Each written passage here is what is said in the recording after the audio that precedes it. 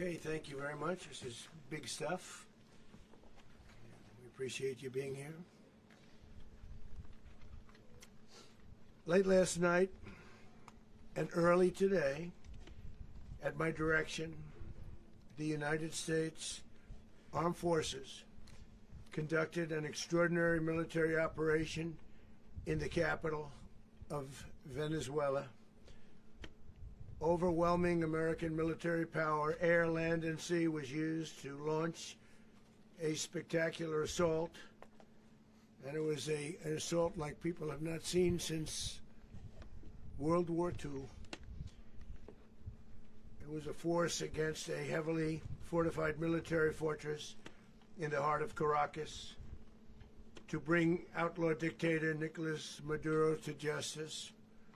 This was one of the most stunning, effective, and powerful displays of American military might and competence in American history. And if you think about it, we've done some other good ones, like the attack on Soleimani, the attack on al-Baghdadi, and the obliteration and decimation of the Iran nuclear sites just recently in an operation known as Midnight Hammer, all perfectly executed and done. No nation in the world could achieve what America achieved yesterday, or frankly in just a short period of time. All Venezuelan military capacities were rendered powerless as the men and women of our military, working with U.S. law enforcement, successfully captured Maduro in the dead of night. It was dark. The lights of Caracas were largely turned off due to a certain expertise that we have.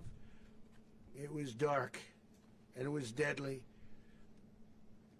But captured along with his wife, Celia Flores, both of whom now face American justice. Maduro and Flores have been indicted in the Southern District of New York, it's Jay Clayton, for their campaign of deadly narco-terrorism against the United States and its citizens.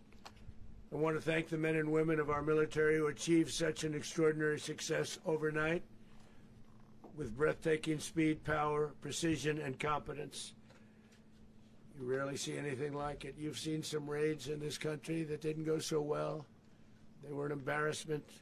If you look back to Afghanistan, or if you look back to the Jimmy Carter days, they were different days. We're a respected country again, like never before. These highly trained warriors, operating in collaboration with U.S. law enforcement, caught them in a very ready position. They were waiting for us. They knew we had many ships out in the sea, just sort of waiting. They knew we were coming. So they were in a ready, what's called a ready position. But they were completely overwhelmed and very quickly incapacitated. If you would have seen what I saw last night, you would have been very impressed. I'm not sure that you'll ever get to see it, but it was an incredible thing to see. Not a single American service member was killed, and not a single piece of American equipment was lost. We had many helicopters, many planes, many people involved in that fight. But think of that, not one piece of military equipment was lost, not one service member was, more importantly, killed. The United States military is the strongest and most fearsome military on the planet by far, with capabilities and skills our enemies can scarcely begin to imagine. We have the best equipment anywhere in the world. There's no equipment like what we have, and you see that even if you just look at the boats. You know, we've knocked out 97% of the drugs coming in by sea. 90%. Each boat kills on average 25,000 people. We knocked out 97%. And those drugs mostly come from a place called Venezuela. We're going to run the country until such time as we can do a safe, proper, and judicious transition. So we don't want to be involved with having somebody else get in and we have the same situation that we had for the last long period of years. So we are going to run the country until such time as we can do a safe, proper, and judicious transition. And it has to be judicious because that's what we're all about. We want peace, liberty, and justice for the great people of Venezuela, and that includes many from Venezuela that are now living in the United States and want to go back to their country. It's their homeland. We can't take a chance that somebody else takes over Venezuela that doesn't have the good of the Venezuelan people in mind. We've had decades of that. We're not going to let that happen. We're there now, and what people don't understand, but they understand as I say this, we're there now, but we're going to stay until such time as the proper transition can take place. So we're going to stay until such time as we're going to run it, essentially, until such time as a proper transition can take place. As everyone knows, the oil business in Venezuela has been a bust, a total bust, for a long period of time. They were pumping almost nothing by comparison to what they could have been pumping and what could have taken place. We're going to have our very large United States oil companies, the biggest anywhere in the world, go in, spend billions of dollars, fix the badly broken infrastructure, the oil infrastructure, and start making money for the country. And we are ready to stage a second and much larger attack if we need to do so. So we were prepared to do a second wave if we needed to do so. We actually assumed that a second wave would be necessary, but now it's probably not. The first wave, if you'd like to call it that, the first attack was so successful, we probably don't have to do a second, but we're prepared to do a second wave, a much bigger wave, actually.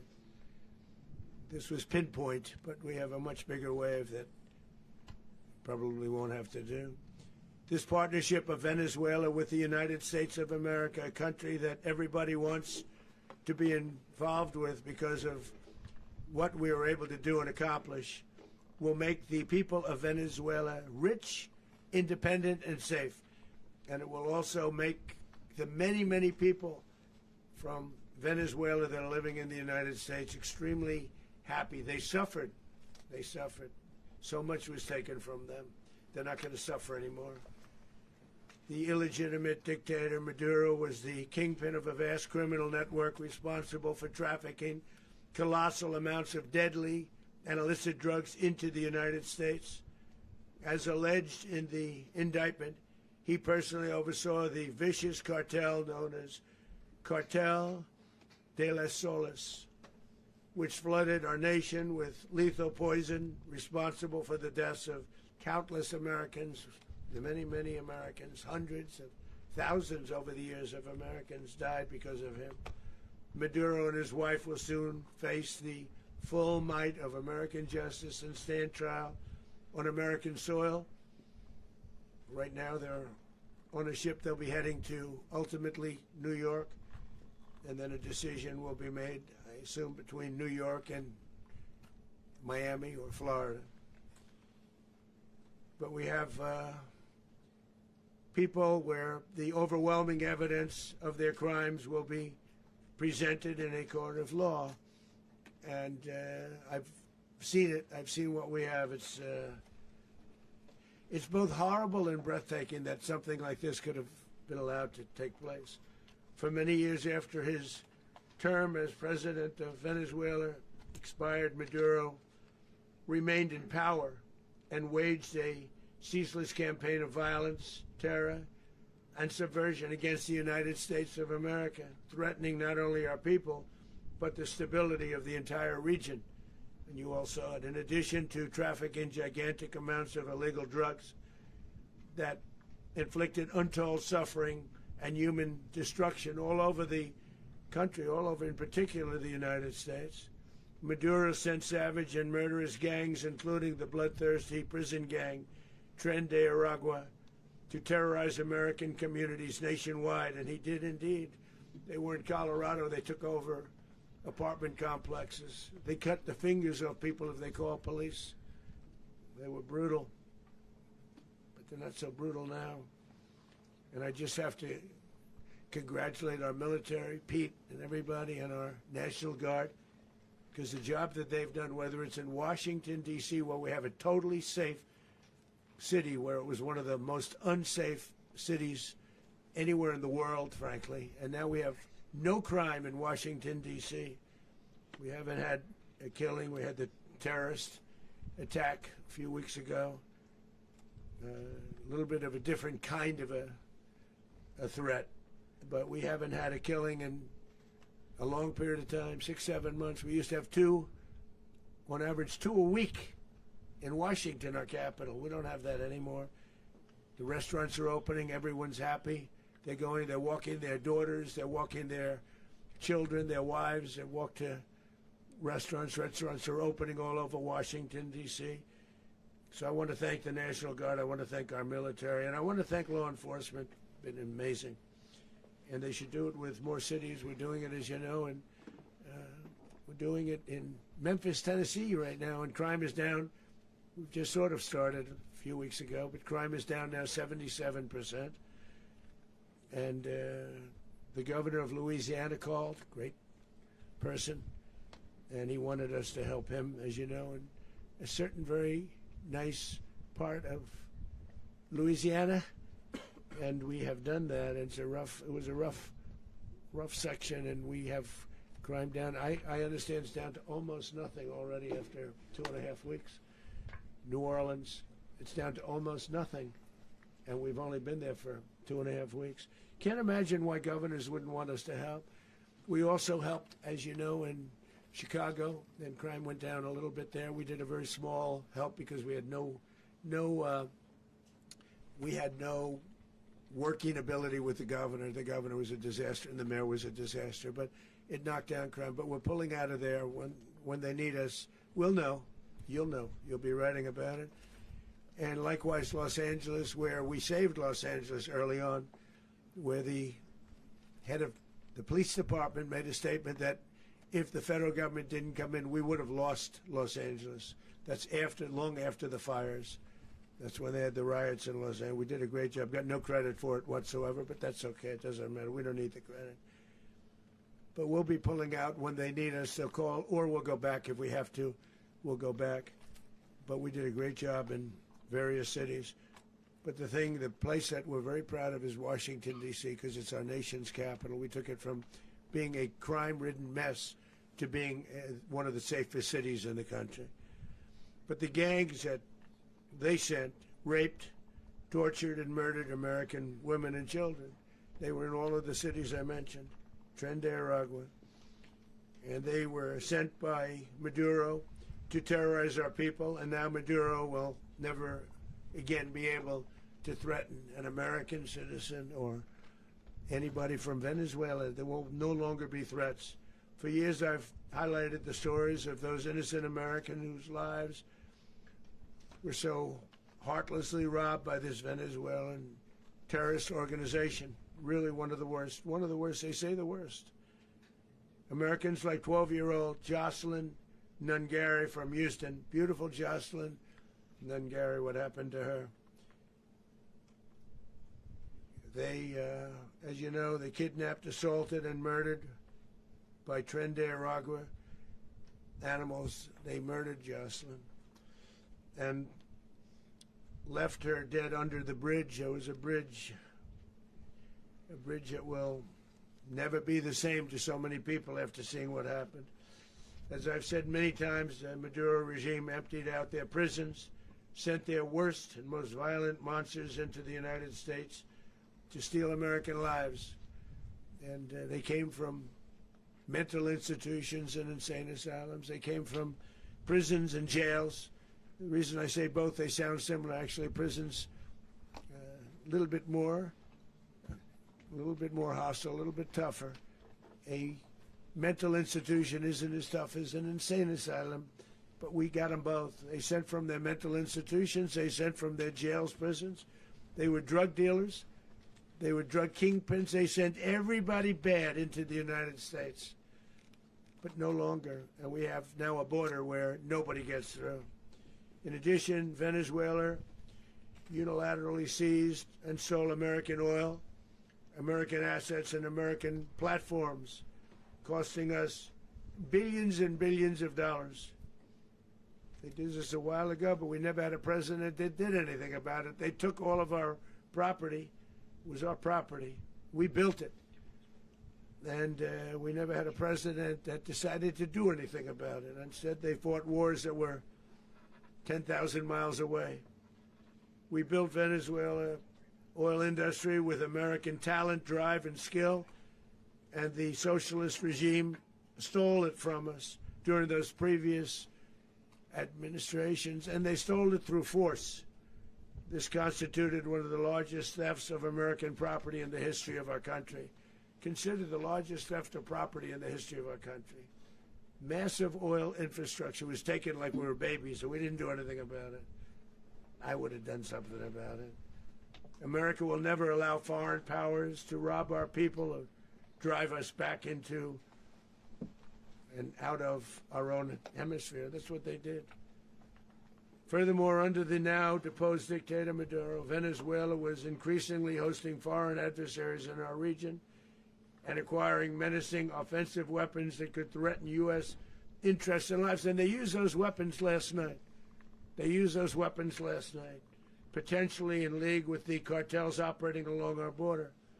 All of these actions were in gross violation of the core principles of American foreign policy, dating back more than 2 centuries, and not anymore. All the way back, it dated to the Monroe Doctrines, and the Monroe Doctrine is a big deal, but we've superseded it by a lot, by a real lot. They now call it the Monroe Document. I don't know. It's Monroe Doctrine. We sort of forgot about it. It was very important, but we forgot about it. We don't forget about it anymore. Under our new national security strategy, American dominance in the Western Hemisphere will never be questioned again. Won't happen. So just in concluding, for decades, other administrations have neglected or even contributed to these growing security threats in the Western Hemisphere. Under the Trump administration, we are reasserting American power in a very powerful way in our home region. And our home region is very different than it was just a short while ago. The future will be, and we did this in my first term. We had great dominance in my first term, and we have far greater dominance right now. Everyone's coming back to us. The future will be determined by the ability to protect commerce and territory and resources that are core to national security. These are core to our national security. Just like tariffs are, they've made our country rich, and they've made our national security stronger than ever before.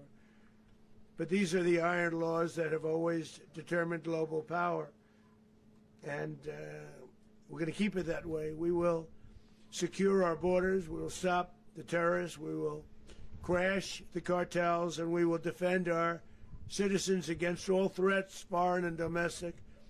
Other presidents may have lacked the courage or whatever to defend America, but I will never allow terrorists and criminals to operate with impunity against the United States. This extremely successful operation should serve as warning to anyone who would threaten American sovereignty or endanger American lives. Very importantly, the embargo on all Venezuelan oil remains in full effect. The American Armada remains poised in position, and the United States retains all military options until United States demands have been fully met and fully satisfied. All political and military figures in Venezuela should understand what happened to Maduro can happen to them, and it will happen to them if they aren't just, fair, even to their people. The dictator and terrorist, Maduro, is finally gone in Venezuela. People are free. They're free again. It's been a long time for them, but they're free. America is a safer nation. This morning, it's a prouder nation this morning because it didn't allow this horrible person and this country that was doing very bad things to us. It didn't allow it to happen. And the Western Hemisphere is right now a much safer place to be. So I want to thank everybody for being here. I want to thank General Raisin Kane. He's a fantastic man. I've worked with a lot of generals. I worked with some I didn't like. I worked with some I didn't respect. I worked with some that just weren't good. But this guy is fantastic. I watched last night one of the most precise attacks on sovereignty. I mean, it was an attack for justice. And I'm very proud of him, and I'm very proud of our Secretary of War, Pete Hegseth, who I'm going to ask to say a few words. Thank you very much. Mr. President, can you explain how the U.S. will run Venezuela? Well, thank you, Mr. President. Finally, a commander-in-chief the world respects and the American people deserve. And as the President said, words can barely capture the bravery and the power and the precision of this historic operation. A massive joint military and law enforcement raid flawlessly executed by the greatest Americans our country has to offer. American warriors are second to none, the best in the world and the best of our country. What all of us witnessed last night was sheer guts and grit, gallantry, and glory of the American warrior. I'm simply humbled by such men, and I tip my hat to our chairman, Dan Raisin Kane, and all those Americans who stood watch last night. Our warriors are the elite of America, and again, President Trump has your back. No other country on planet Earth, and it's not even close, could pull this kind of operation off. And no other president has ever shown this kind of leadership, courage, and resolve. The most powerful combination the world has ever seen. As the President said, our adversaries remain on notice. America can project our will anywhere, anytime. The coordination, the stealth, the lethality, the precision, the very long arm of American justice, all on full display in the middle of the night. Nicolas Maduro had his chance, just like Iran had their chance, until they didn't and until he didn't. He effed around, and he found out. President Trump is deadly serious about stopping the flow of gangs and violence to our country. Deadly serious about stopping the flow of drugs and poison to our people. Deadly serious about getting back the oil that was stolen from us. And deadly serious about reestablishing American deterrence and dominance in the Western Hemisphere. This is about the safety, security, freedom, and prosperity of the American people. This is America first. This is peace through strength. And the United States War Department is proud to help deliver it. Welcome to 2026, and under President Trump, America is back. I'd like to welcome now our chairman, Chairman Raisin Kane, to give a few more details about the operation. Mr. Chairman. Thank you, Mr. Secretary. Thank you, Mr. President, and good morning. Last night, on the order of the President of the United States and in support of a request from the Department of Justice, as the President said, the United States military conducted an apprehension mission in Caracas, Venezuela, to bring to justice two indicted persons, Nicolas and Cecilia Maduro. This operation, known as Operation Absolute Resolve, was discreet, precise, and conducted during the darkest hours of January 2nd and was the culmination of months of planning and rehearsal, an operation that, frankly, only the United States military could undertake. What I'd like to do this morning is talk to you through some of the preparation and the details without compromising any of our tactics, techniques, and procedures. There is always a chance that we'll be tasked to do this type of mission again. Our interagency work began months ago and built on decades of experience of integrating complex air, ground, space, and maritime operations. While the past 2 decades have honed the skills of our special operations forces, this particular mission required every component of our joint force, with soldiers, sailors, airmen, Marines, and Guardians working in unison with our intelligence agency partners and law enforcement teammates in an unprecedented operation. We leveraged our unmatched intelligence capabilities and our years of experience in hunting terrorists, and we could not have done this mission without the incredible work by various intelligence agencies, including the CIA, NSA, and NGA. We watched, we waited, we prepared, we remained patient and professional. This mission was meticulously planned, drawing lessons from decades of missions over the last many years, many missions over these last many years. This was an audacious operation that only the United States could do. It required the utmost of precision and integration within our joint force. And the word integration does not explain the sheer complexity of such a mission. An extraction so precise it involved more than 150 aircraft launching across the Western Hemisphere in close coordination, all coming together in time and place to layer effects for a single purpose: to get an interdiction force into downtown Caracas while maintaining the element of tactical surprise.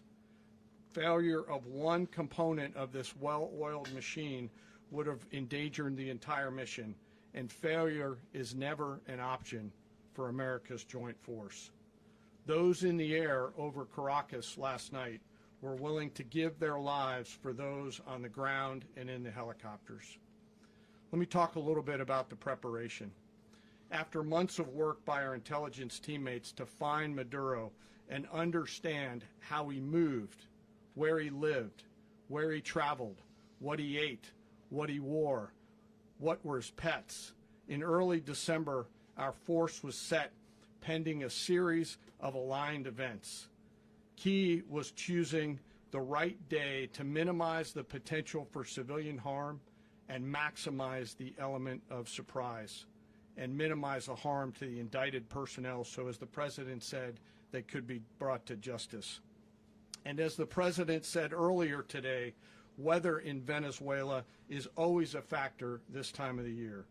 And over the weeks through Christmas and New Year's, the men and women of the United States military sat ready, patiently waiting for the right triggers to be met and the President to order us into action. Last night, the weather broke just enough, clearing a path that only the most skilled aviators in the world could maneuver through.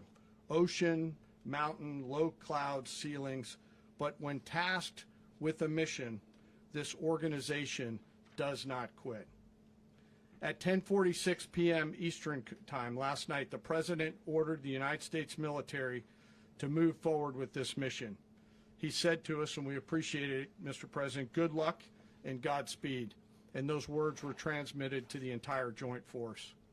Over the course of the night, aircraft began launching from 20 different bases on land and sea across the Western Hemisphere. In total, more than 150 aircraft, bombers, fighters, intelligence, reconnaissance, surveillance, rotary wing were in the air last night. Thousands and thousands of hours of experience were airborne. Our youngest crew member was 20, and our oldest crew member was 49, and there's simply no match for American military might. As the night began, the helicopters took off with the extraction force, which included law enforcement officers, and began their flight into Venezuela at 100 feet above the water. As they approached Venezuelan shores, the United States began layering different effects provided by Spacecom, Cybercom, and other members of the interagency to create a pathway. Overhead, those forces were protected by aircraft from the United States Marines, the United States Navy, the United States Air Force, and the Air National Guard. The force included F-22s, F-35s, F-18s, EA-18s, E-2s, B-1 bombers, and other support aircraft, as well as numerous remotely piloted drones. As the force began to approach Caracas, the Joint Air Component began dismantling and disabling the air defense systems in Venezuela, employing weapons to ensure the safe passage of the helicopters into the target area. The goal of our air component is, was, and always will be to protect the helicopters and the ground force and get them to the target and get them home. As the force crossed the last point of high terrain where they'd been hiding in the clutter, we assessed that we had maintained totally the element of surprise. As the helicopter force ingressed towards the objective at low level, we arrived at Maduro's compound at 1:01 a.m. Eastern Standard Time, or 2:01 a.m. Caracas local time, and the apprehension force descended into Maduro's compound and moved with speed, precision, and discipline towards their objective and isolated the area to ensure the safety and security of the ground force while apprehending the indicted persons. On arrival into the target area, the helicopters came under fire, and they replied with that fire with overwhelming force in self-defense.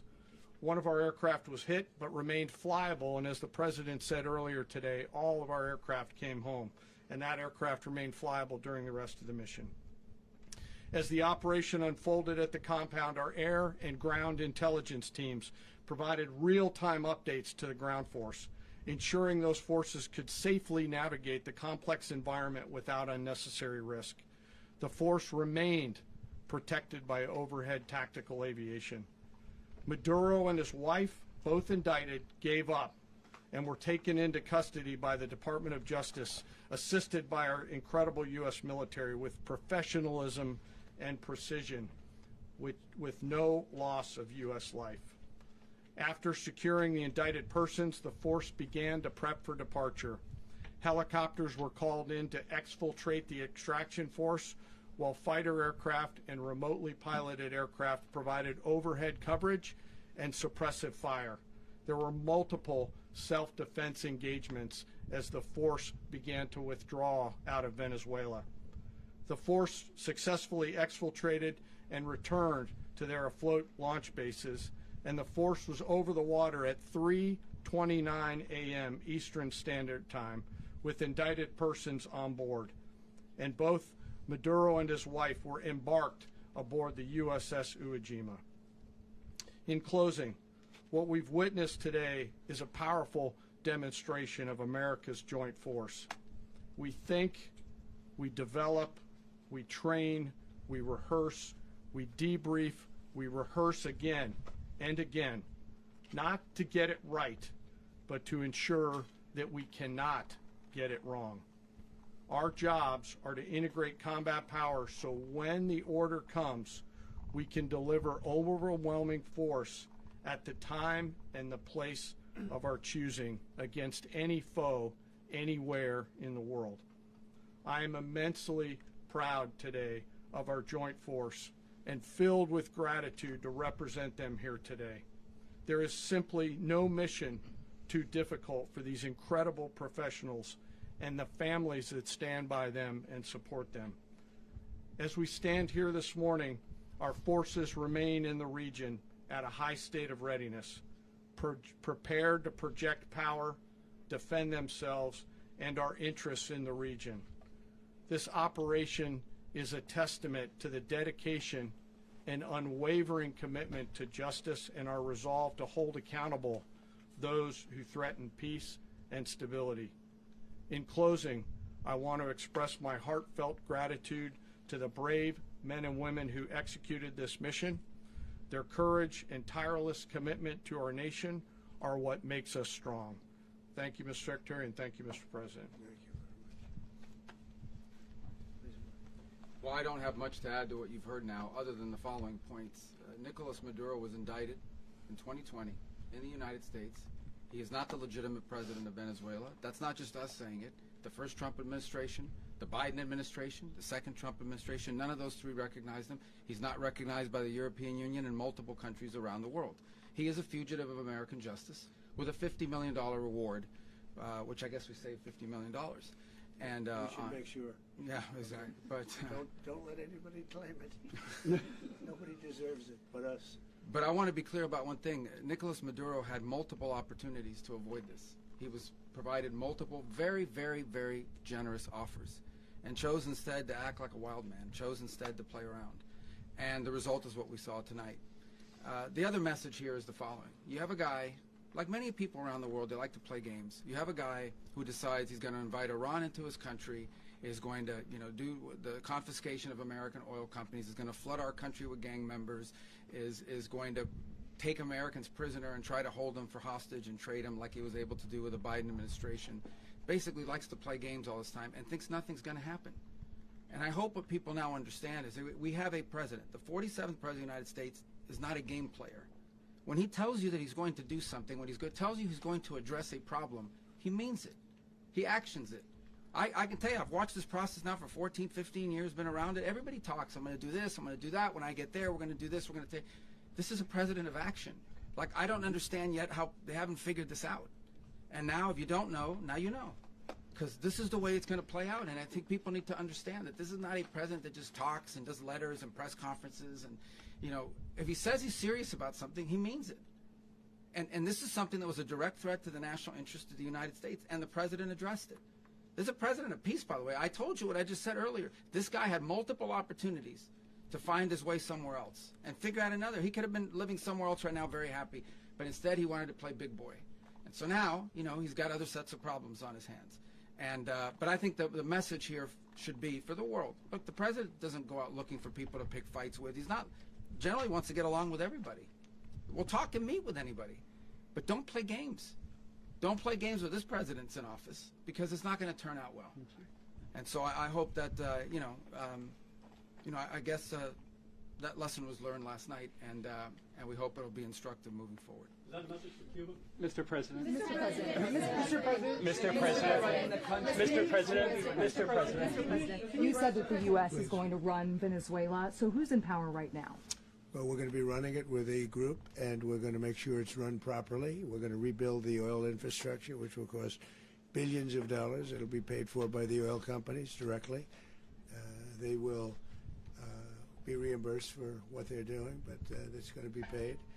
And we're going to get the oil flowing the way it should be. As you know, it was just a minor flow. It was actually a minor flow for what they have. But we're going to run it properly, and we're going to make sure the people of Venezuela are taken care of. We're going to make sure the people that were forced out of Venezuela by this thug are also taken care of. Mr. President. Mr. President. Mr. President, does the U.S. running the country mean that U.S. troops will be on the ground? How will that work? Well, they always say boots on the ground. So we're not afraid of boots on the ground if we have to have. We had boots on the ground last night at a very high level, actually. We're not afraid of it. We don't mind saying it.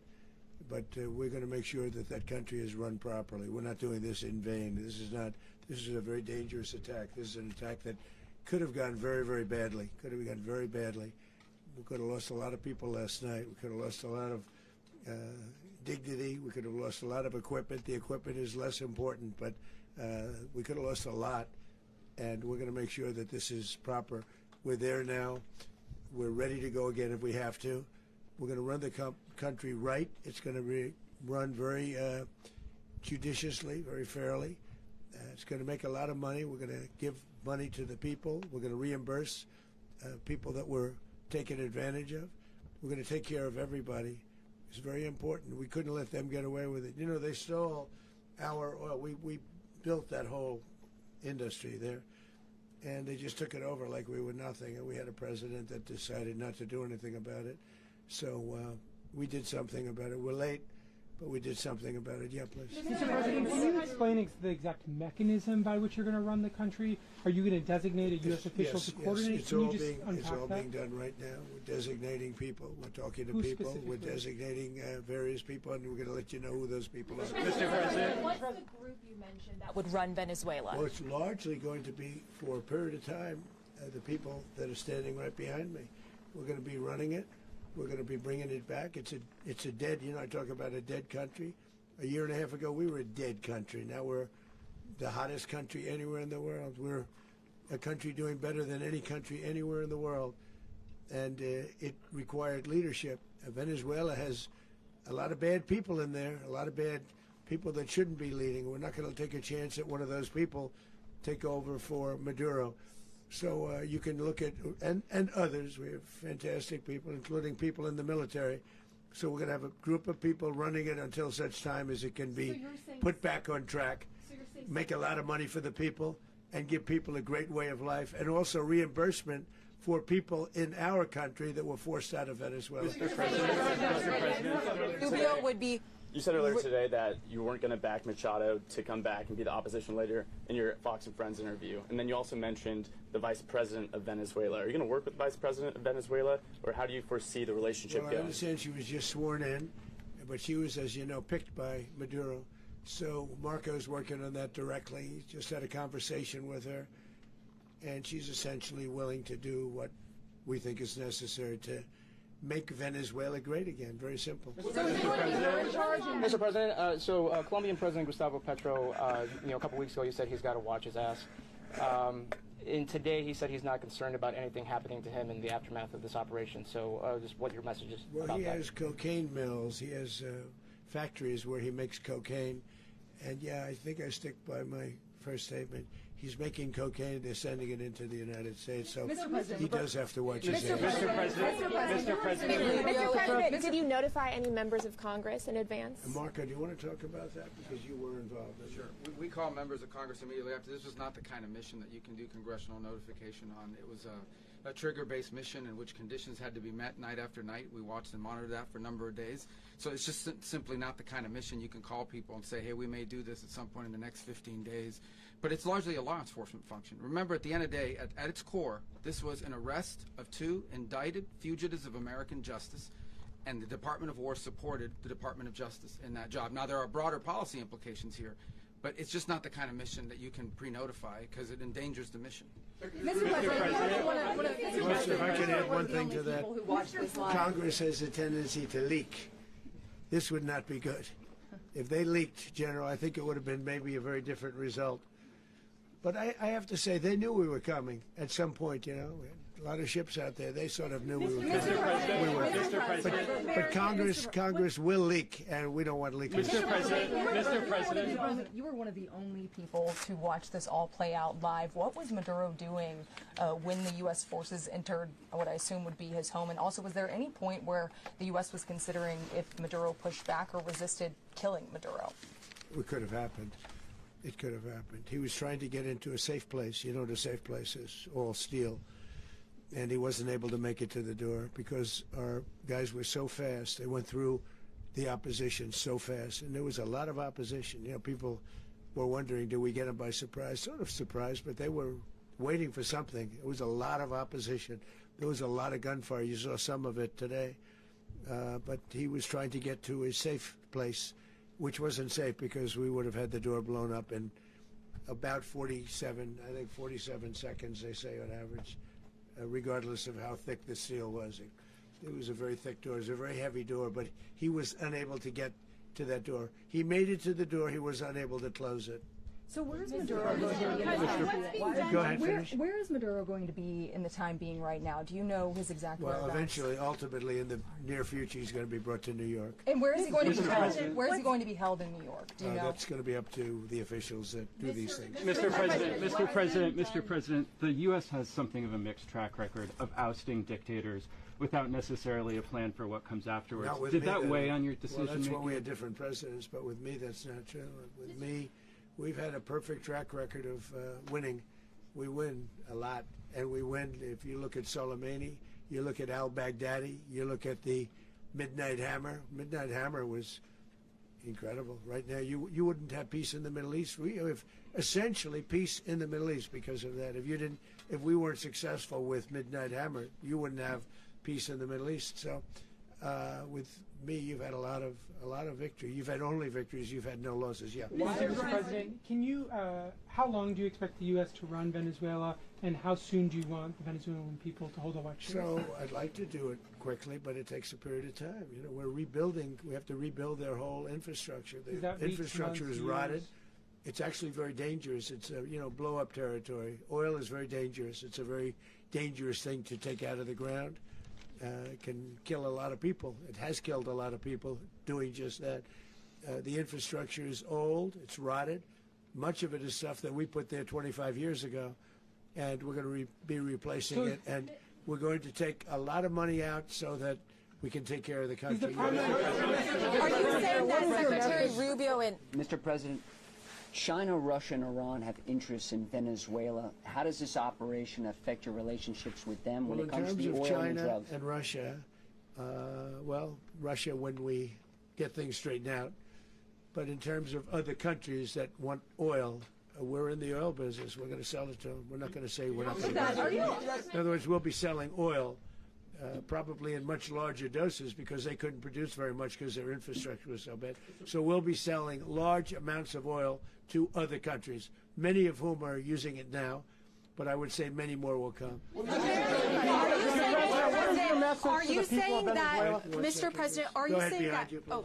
Mr. President, thank you. What is your message to the people of Venezuela today? Of course, the civilian population specifically, they have a lot of questions. What is your message to the people of Venezuela? That you're going to have peace, justice. You're going to have some of the riches that you should have had for a long period of time. It was stolen from you. But you're going to have peace and you're going to have safety. You're going to have justice. You're going to have a country. You're going to have a real country. You're going to have potentially a great country. You know, if you go back 20 years, maybe even a little longer ago, that was a great country. And they destroyed it.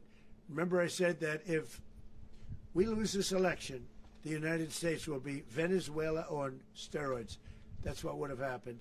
Had we lost the election, the 2024 election, we suffered so badly. When you look at the border from 2020, what they did, what Joe Biden administration did to our country should never be forgotten.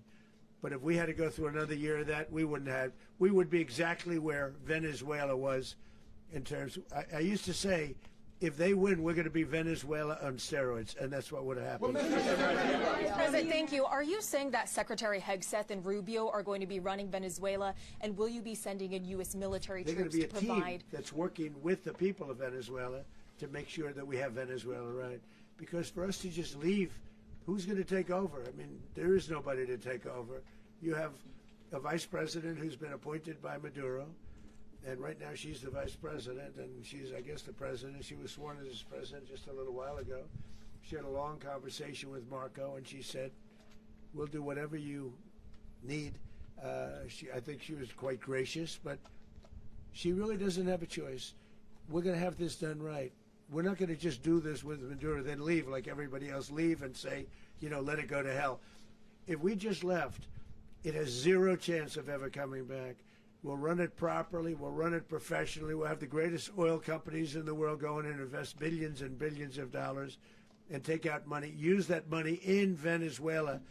And the biggest beneficiary are going to be the people of Venezuela. And also, I can't stress this strongly enough, the people that got thrown out of Venezuela that are now in the United States, and frankly, some want to stay, and some probably want to go back. Yeah. So, Mr. President, what's being done to protect Americans in the country, and were any of the detained Americans Well, right now they're very last protected night? because nobody's going to mess with us. They're very protected. The people of, and we let them know that you better not touch one of them. Are you concerned that bad elements of the Maduro regime will remain in place? Well, we know who they are. We're on them, and they're acting much differently now than they would have acted 2 days ago. And what can you okay, say wait, about behind you, please. Mr. President, why is running a country in South America America first? Well, I think it is because we want to surround ourselves with good neighbors. We want to surround ourselves with stability. We want to surround ourselves with energy. We have tremendous energy in that country. It's very important that we protect it. We need that for ourselves. We need that for the world. And we want to make sure we can protect it. Yes, sir. Please, go ahead. Yeah, is there a message here for Cuba and Diaz-Canel? Well, Cuba is an interesting case. Cuba is, not doing very well right now. That system has not been a very good one for Cuba. The people there have suffered for many, many years. And I think Cuba is going to be something we'll end up talking about because Cuba is a failing nation right now, very badly failing nation. And we want to help the people of it's very similar in the sense that we want to help the people in Cuba, but we want to also help the people that were forced out of Cuba and living in this country. Do you want to say something about that, Marco, please?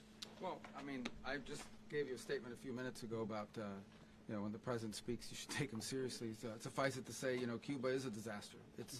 It's run by incompetent, senile men, and in some cases, not senile, but incompetent nonetheless. It has no economy. It's in total collapse. And by the way, they were, all the guards that helped protect Maduro, this is well known, their whole spy agency, all that were full of Cubans. I mean, they basically, it's amazing. This poor island took over Venezuela in some cases. One of the biggest problems the Venezuelans have is they have to declare independence from Cuba. They tried to basically colonize it from a security standpoint. So, yeah, look, if I lived in Havana and I was in the government, I'd be concerned, at least a little bit. Are you cutting off the oil flow to Cuba from Venezuela? Well, the president already announced a week ago that anything that's sanctioned, it's sanctioned oil, it's not going to be allowed to get there. So that's an The answer is yes. Mr. President, Is the U.S. aware of the location of opposition leader Machado, and have you been in contact with her? No, we haven't. No, we haven't. Mr. President, on Monday. Oh, I think it would be very tough for her to be the leader. She doesn't have the support within, or the respect within the country. She's a very nice woman, but she doesn't have the respect. Mr. President, is it possible that the U.S. ends up administrating Venezuela for years? Well, it won't cost us anything because the money coming out of the ground is very substantial, so it's not going to cost us anything. So the U.S. isn't going to dedicate any money to... Well, we want safety there. We want to be surrounded by countries that aren't housing all of our enemies all over the world. That's what was happening, and you don't want to have that. But we're going to be rebuilding, and we're not spending money. The oil companies are going to go in. They're going to spend money. We're going to take back the oil that, frankly, we should have taken back a long time ago. A lot of money is coming out of the ground. We're going to get reimbursed for all of that. We're going to get reimbursed for everything that we spend. So it's going to be a very important. This is a very big evening that took place last night. We have to be surrounded by safe, secure countries, and we also have to have energy. Very important. We have to have energy that's real energy, not where they're getting 4% and 5% of the energy out of the ground. You take a look, it was such a disaster. So what's going to happen with Venezuela, I think, over the next period of a year is going to be a great thing. And the people of Venezuela will be the biggest beneficiaries. Mr. President, on Monday, U.S. military. Mr. President, thank you. What did you last speak to Maduro about when you spoke? And is the Well, US I don't want to get into the Venezuela? conversations, but I did have conversations with him, and I said, you got to surrender. And I actually thought he was pretty close to doing so, but now he wished he did, yeah. Mr. President, can you explain, you said that Maduro is responsible for drug trafficking. You recently pardoned the former president of Honduras who was convicted of many drug trafficking. Can you explain how these two situations are different? And would you ever pardon Maduro? I endorsed, as you know, the winning president, the man who won in Honduras. I endorsed the man who won in Chile. I endorsed the man who won in Argentina. And we are doing very well with that whole group. What the man that I pardoned was, if you could equate it to us, he was treated like the Biden administration treated a man named Trump. That didn't work out too well for them. This was a man who was persecuted very unfairly. He was the head of the country. He was persecuted very unfairly. And there are a number of them. And we felt that it was a very unfair situation that happened to him. He's also a party member of the man who won. So obviously the people liked what I did. And one of the reasons that was done is because of the fact that the party in power felt very strongly that that man was treated very badly. I studied it very quickly, and then I studied it in great detail. I went to a lot of the people standing behind me, and they felt that that man was persecuted and treated very badly. That's why I gave him a pardon. Mr. President, you referenced boots on the ground earlier. Can you just sort of button this up? Do you envision the U.S. military having a presence in Venezuela as the U.S. runs that country? Well, no, we're going to have a presence in Venezuela as it pertains to oil, because we have to have, we're sending our expertise in. So you may need something, not very much. But no, we're going to be taking out a tremendous amount of wealth out of the ground. And that wealth is going to the people of Venezuela and people from outside of Venezuela that used to be in Venezuela. And it goes also to the United States of America in the form of reimbursement for the damages caused us by that country. So I want to thank you all very much. Thank you. Do you have one? Yes, please. You were so nice before. I'm going to give you the final question. Go Thank ahead. you, Mr. Unless it's a President. bad question, in It's which about case I'll Putin. go 1-1. It's about who? It's about Putin, if you want. About Putin. Well, Okay. that's always nice. You had a to talk phone. about Putin. You had a phone call with him Yeah. on Monday. Did he talk at all about Maduro? Did y'all talk about this? No, we didn't. And We then- never spoke about Maduro. Are you mad at him right now? I mean, there's this I'm not intelligence. thrilled with Putin. I'm not thrilled with Putin. He's killing too many people. There was that I intelligence. thought that would be so. I settled 8 1/4 war. You know what the 1/4 was? Thailand and Cambodia. I did it again. They broke out, and I did it in about 5 hours, and I settled it. I'm giving myself 1/4, so I'm up to now 8 1/4. In other words, I settled the war, but then they broke out. They had a pretty bad breakout over the last 4 days. I got them to go back to peace. So I only give 1/4. I thought the easiest one would be, one of the easier ones would be Russia, Ukraine. It's not. And they both have done some pretty bad things. And look, that's Biden's war. That's not my war. But I want to stop the lives. Did you see where last month, 30,000, it was 27,000 the month before. 30,000, mostly soldiers, were killed this last month. 30,000. I want to stop that. You know, I got NATO to pay 5% instead of the 2% that they weren't paying. They weren't paying 2, now they pay 5. And we send them a lot of munitions, we send them a lot of things, missiles and various other things, a lot. And they pay. The United States is not losing money. We're probably making money on that. It's the last thing I care about. I just want to stop all those people. We're losing 25, 30,000 human beings that come from 2 places that are very far away. But if I can stop, because it's something I've been pretty good at doing, deals, I guess. It's all a deal. Life is a big deal. But if I can stop that war and stop 30,000 young people, in addition to the fact that people are being killed in Kiev, people are being killed in other cities throughout, you know, a much smaller number, but they're being killed, viciously killed. So I'm not happy about it. I thought that would be something that would get solved. We have Mr. Witkoff here. I think that we're making progress, but that's a war that should have never happened. If I were president, it would have never happened. Putin says it. Everybody says it. If I were president, that would have never happened. But I inherited that war. That was Joe Biden, Zelensky, and Putin. I came into the situation, and it's a mess. And I will say this. I watched an operation last night that was so precise, that was so brilliant. I mean, it was incredible. If we had our people, like this general and our people involved, that war would not have gone on very long, that I can tell you. You told me That war, to use an old term, that war has become a bloodbath. And we want it to get stopped. Thank you very much. Are you concerned a rogue Venezuelan general can take over the country? Can you talk about your conversation with the vice president?